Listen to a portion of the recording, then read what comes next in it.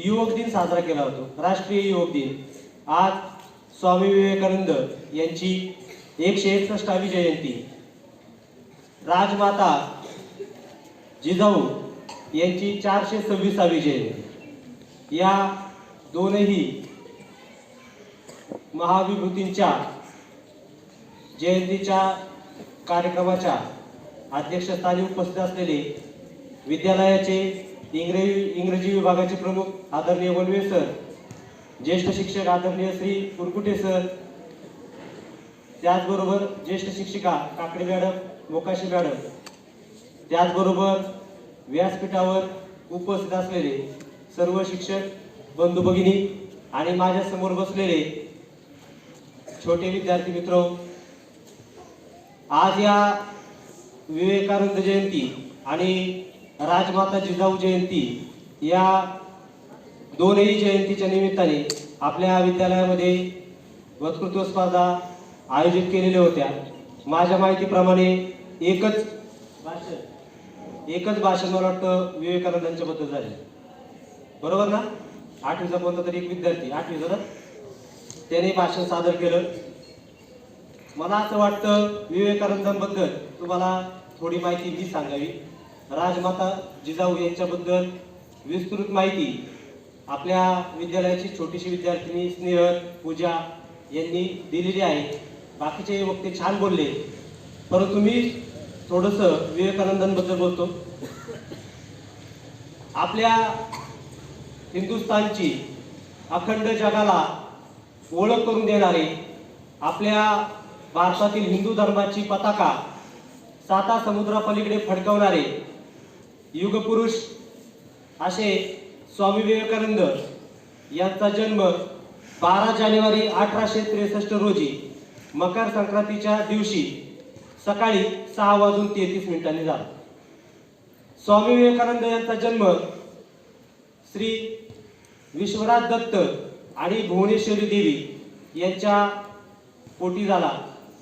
जे काही विश्वनाथ दत्त होते ते त्या काळी कलकत्ता, आताचं कलकत्ता या ठिकाणी जे काही उच्च न्यायालय होतं, हायकोर्ट होतं, त्या हायकोर्टाचे प्रसिद्ध वकील होते। त्यांची इंग्रजी आणि पारशी या 2 भाषांवरती पकड होती। त्याचबरोबर त्यांची आई भुवनेश्वरी देवी या सुद्धा इंग्रजी विषयाच्या चांगल्या जाणकार होत्या। अशा या सुशिक्षित कुटुंबामध्ये स्वामी विवेकानंद यांचा जन्म झाला। लहानपणी त्यांना नरेंद्र या नावाने ओळखलं जायचं।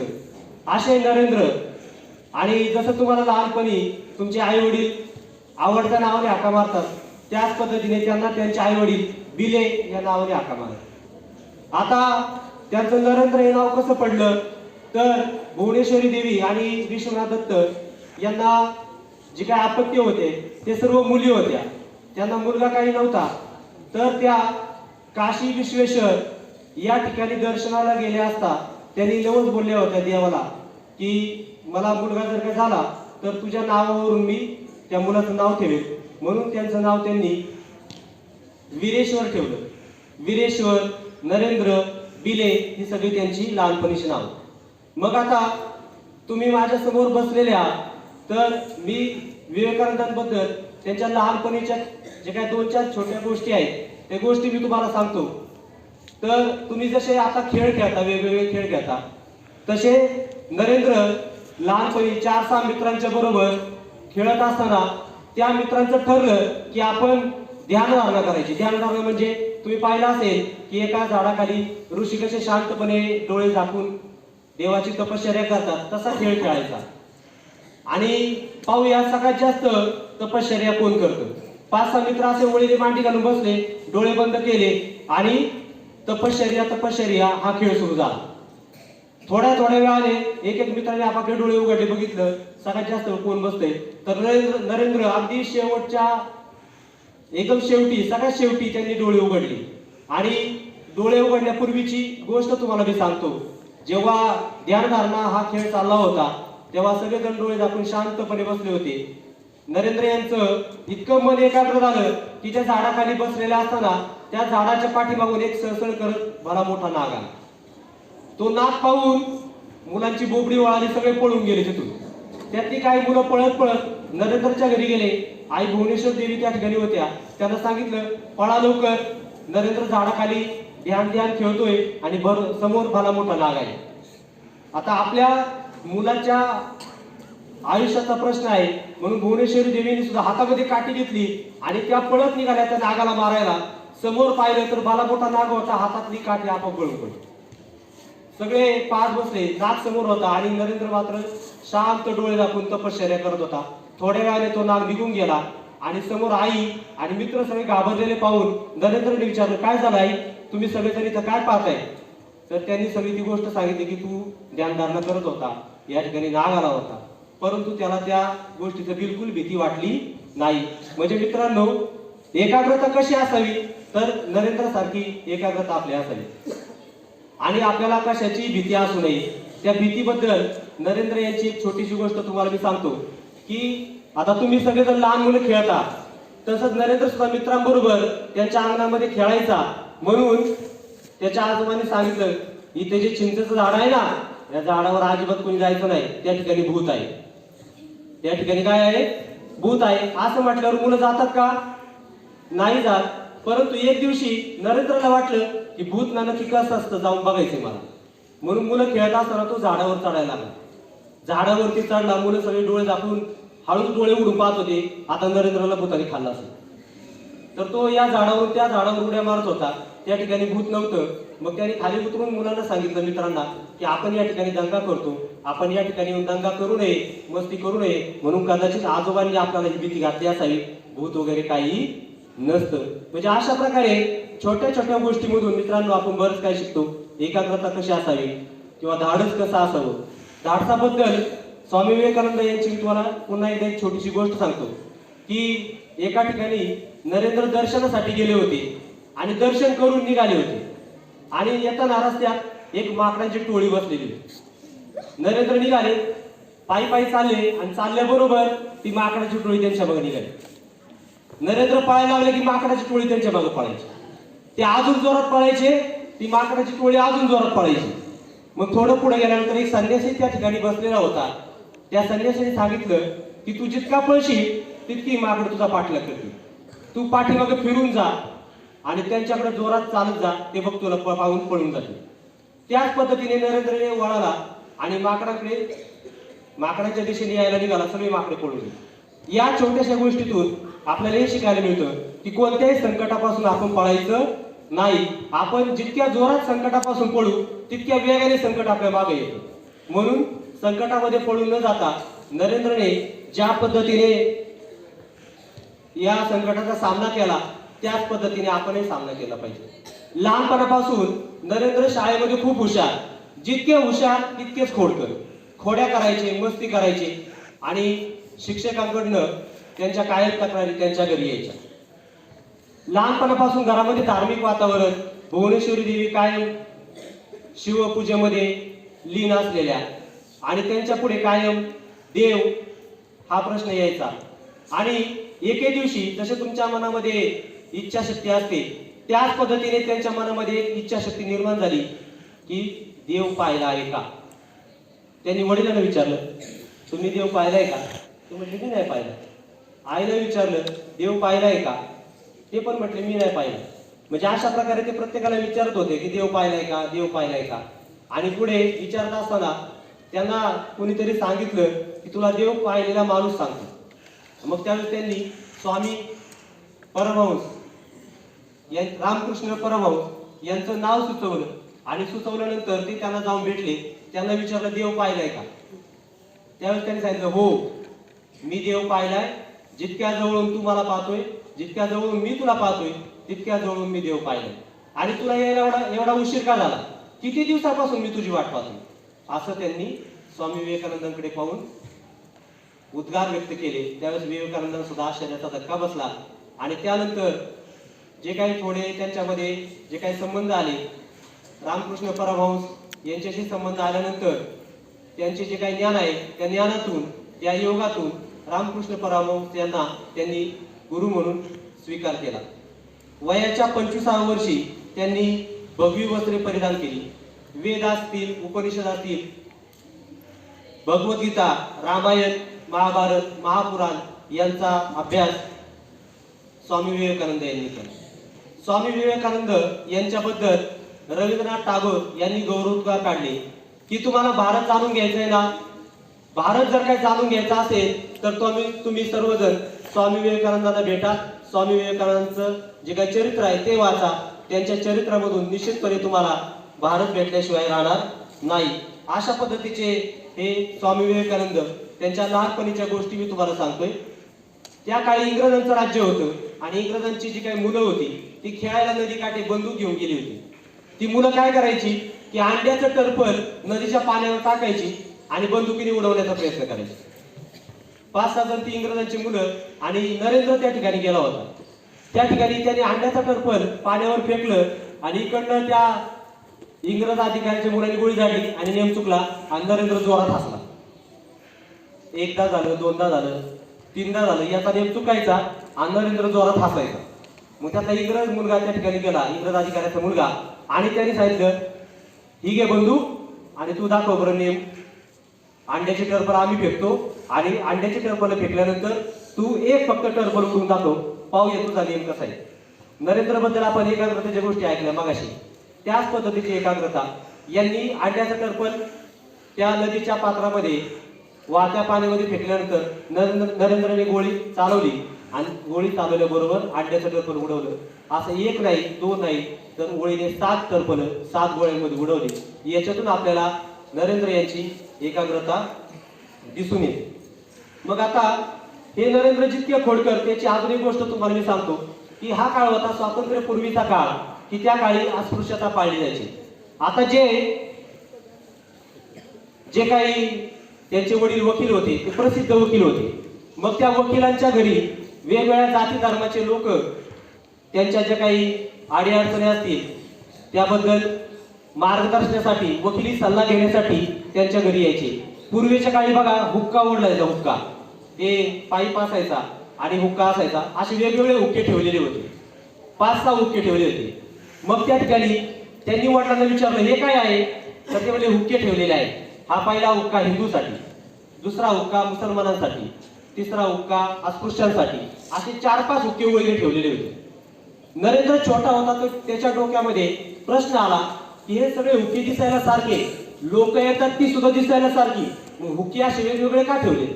मग जेव्हा वडील त्या ठिकाणी निघून गेले, नरेंद्र त्या ठिकाणी गेला, लहान होता, त्याने प्रत्येक हुक्का ओढून पाहिला. हिंदूंचा हुक्का ओढून पाहिला, मुसलमानांचा हुक्का ओढून पाहिला, वेगवेगळ्या जाती धर्माचे 5-6 हुक्के ओढून पाहिले. वडील बाहेर आले, बोले हे हुक्के तर सगळे सारखे आहेत. म्हटलं मी सगळे ओढून पाहिले, सगळ्यांचं सारखंच वाटतंय, वेगळं काहीच वाटत नाही, मग तुम्ही असं वेगवेगळं का केलं.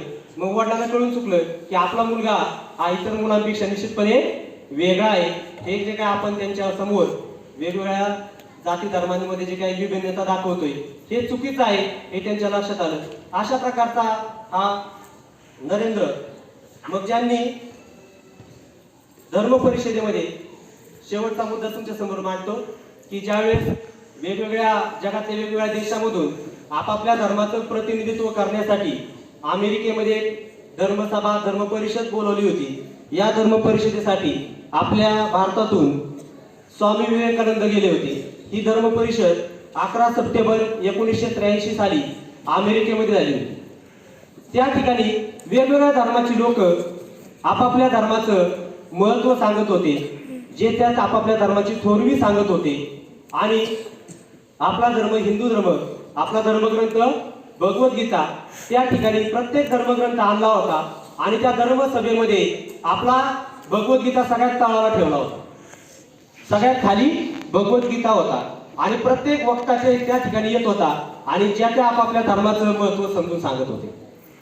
धर्म परिषद ही 6:30 वाजता संपणार होती आणि 5 मिनिटं बाकी राहिलेले होते आणि स्वामी विवेकानंदांनी सांगितलं की तुम्ही तुमच्या हिंदू धर्माचं महत्व 5 मिनिटांमध्ये सांगा. दिवसभर सर्व वक्ते बोलत होते.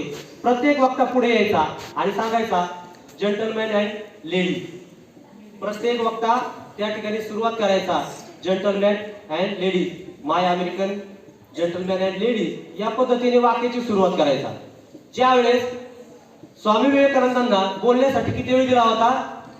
5 मिनिटं दिलं होतं आणि दिल्यानंतर स्वामी विवेकानंदांनी भाषणाची सुरुवात केली, my dear American brothers and sisters. 5 मिनिटं टाळ्या वाजत होते. बोलायसाठी त्यांना 5 मिनिटं दिल्या, 5 मिनिटं टाळ्या वाजल्या. आणि जे समोर जे काही बाकीचे वेगवेगळ्या धर्माचे जे काही प्रतिनिधी बसले होते ते म्हणले आता वाच करा, वेळ दिलेला संपला. पण खालून लोक ओरडायला लागली, लेट हिम कंटिन्यू, त्यांना बोलू द्या, त्यांना त्यांच्या देशाचं महत्व, त्यांच्या धर्माचं महत्व सांगू द्या. आणि त्यानंतर संपूर्ण जगाला कळालं की हिंदुस्थान आणि हिंदू धर्म काय आहे. नाहीतर हिंदुस्थान आणि हिंदुस्थानाबद्दल संपूर्ण जगामध्ये अडाण्यांचा देश, जादू टोणावाल्यांचा देश अशा प्रकारचा संदेश त्या ठिकाणी होता. परंतु आपल्या धर्मग्रंथाची माहिती, आपल्या धर्माची माहिती त्या ठिकाणी संपूर्ण जगाला स्वामी विवेकानंदांनी करून दिली.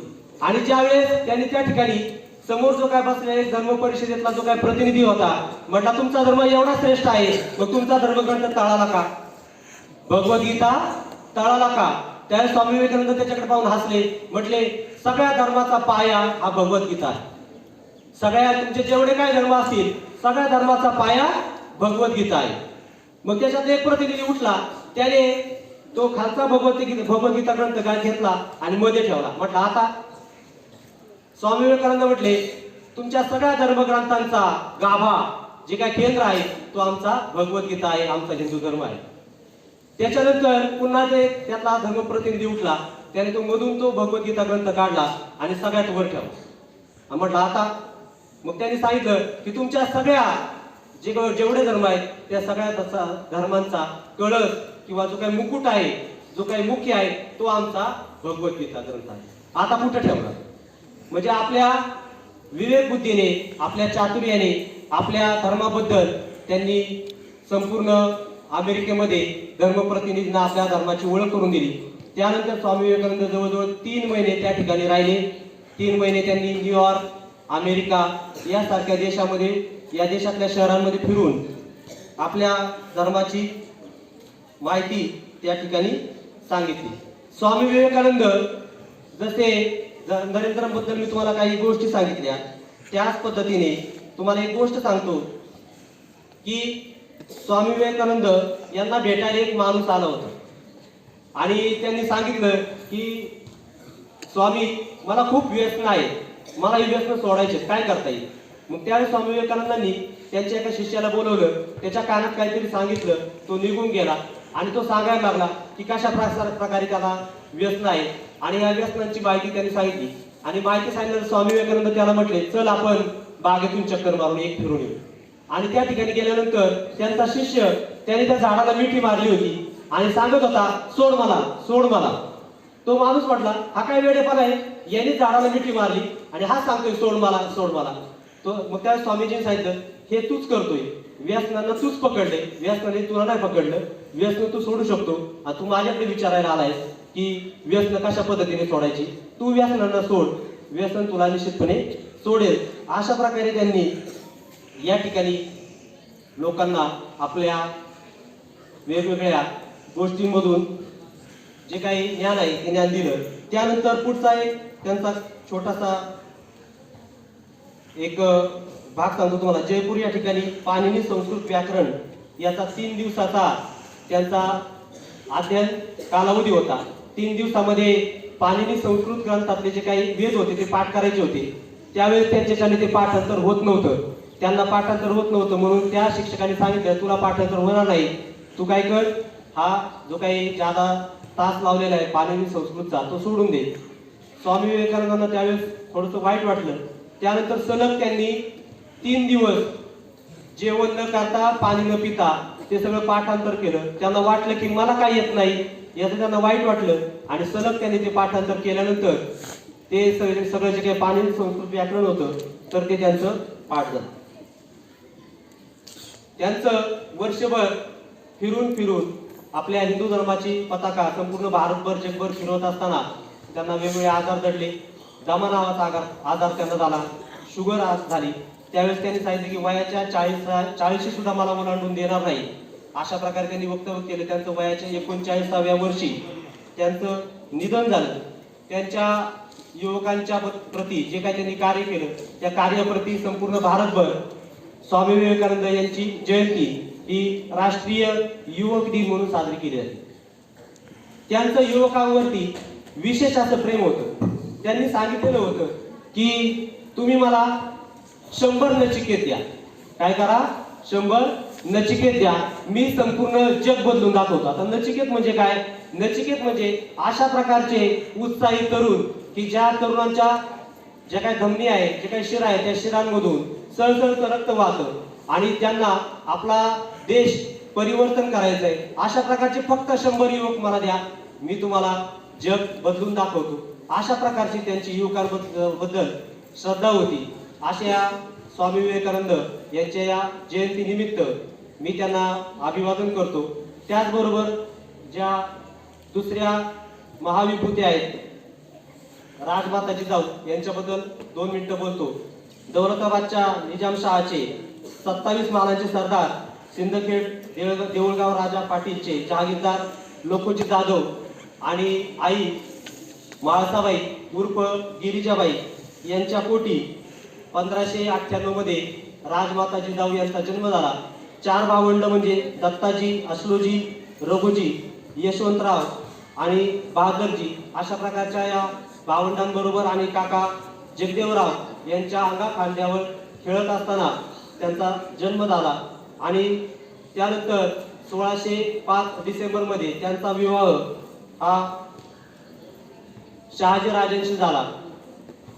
योग्य न्याय, आदर्श विचार, शुद्ध आचार, निर्भय वृत्ती, प्रजेवरील जीवापाड प्रेम, ईश्वर व संत प्रेम, अध्यात्म आणि शिस्त यासाठी त्यांनी आपल्या छत्रपती शिवाजी महाराजांना त्यांनी प्रेरणा दिली. आपल्या महाराष्ट्रातून एक नव्हे तर 2 छत्रपती घडले. छत्रपती शिवाजी महाराज आणि छत्रपती संभाजी महाराज हे दोन्ही छत्रपती घडवण्यामध्ये राजमाता जिजाऊ यांचा मोलाचा सिंहाचा वाटा आहे. त्यांची एक छोटीशी गोष्ट सांगतो की राजमाता जिजाऊ ज्यावेळेस पुण्याला होत्या शिवनेरी किल्ल्यावर, त्यावेळेस एका गरीब व्यक्तीने परिस्थितीमुळे चोरी केली होती. त्याला ज्यावेळेस पकडून आल्यानंतर त्याला विचारलं चोरी का केली आणि त्याचं सगळं सत्य जाणून घेतल्यानंतर त्याची चोरी माफ केली. आणि ज्यावेळेस चोरी का माफ केली तर त्याने परिस्थितीमुळे ती चोरी केली होती म्हणून त्याची चोरी माफ केली आणि त्याला उद्योगधंद्याला लावलं. अशा राजमाता जिजाऊ. आणि याच्या एकदम विरुद्ध शिवापूर जवळचा रांजाचा बाबाजी भिकाजी गुजर याने एका विधवेवरती बलात्कार केला होता म्हणून त्याचे हातपाय कलम केले. अशी जबर शिक्षा देणारे सुद्धा राजमाता जिजाऊ, ज्यांनी शिवाजी महाराजांना स्वराज्य प्रेरणा दिली. 14व्या वर्षी पुण्याची जहागिरी मिळाली. अशा प्रकारच्या राजमाता जिजाऊ त्यांच्याबद्दल भरपूर माहिती आपल्या या शाळेतील विद्यार्थ्यांनी दिलेली आहे. अशाही या महान विभूती राजमाता जिजाऊ यांना मी त्रिवार अभिवादन करतो. संयोजकांनी या ठिकाणी मला बोलण्याची जी संधी दिली त्या संधीबद्दल मी संयोजकांचं आभार व्यक्त करतो. तुम्ही सगळ्यांनी अगदी शांतपणे माझे 5 मिनिटं विचार ऐकून घेतले त्याबद्दल तुम्हा सगळ्यांचं मी आभार व्यक्त करतो आणि या ठिकाणी थांबतो. जय हिंद, जय महाराष्ट्र.